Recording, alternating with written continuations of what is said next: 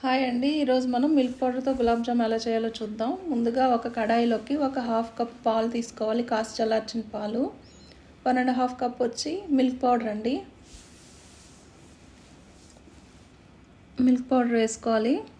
దీంట్లో ఒక 5 tea spoons నెయ్యి వేసుకోవాలి. ఇప్పుడు ఇది ఉండలు లేకుండా మనం మిక్స్ చేసుకోవాలి. ఇది మిక్స్ అయిన తర్వాత మనం స్టవ్ మీద పెట్టి సిమ్లో ఈ కడాయిని మనం కలుపుకుంటూ ఉండాలండి. అప్పుడు ఇది ముద్దలా తయారవుతుంది.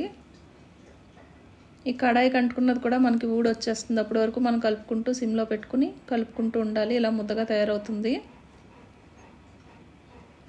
రెడీ అయిపోయిందండి. స్టవ్ ఆఫ్ చేసుకోవాలి.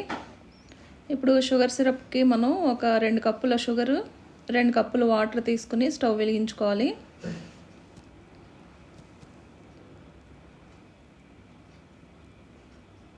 అది షుగర్ కరిగే వరకు మనం కలుపుకుంటూ ఉండాలి. ఇది పాకం మరి తీగ పాకం అక్కర్లేదండి. మన చేత్తో పట్టుకుంటే కొంచెం బంకగా అలా తగులుతున్నట్టు ఉంటుంది కదా, అలా ఉంటే సరిపోతుంది. ఇప్పుడు మనం స్టవ్ ఆఫ్ చేసుకోవాలి.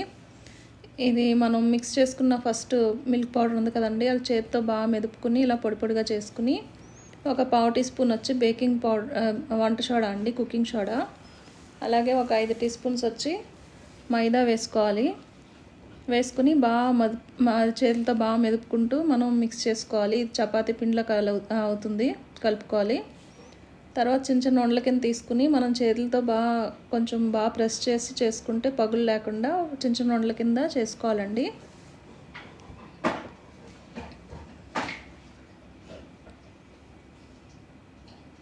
ఇప్పుడు మనం వేయించడానికి ఒక కడాయి తీసుకుని కడాయిలో వేయించడానికి సరిపడినంత ఆయిల్ తీసుకోవాలి.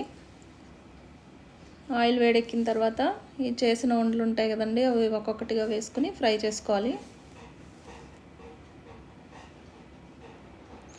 ఇవి తొందరగానే వేగిపోతాయండి. గోల్డెన్ బ్రౌన్ వచ్చే వరకు బాగా ఫ్రై చేసుకుని తర్వాత షుగర్ సిరప్లో వేసుకోవడమే.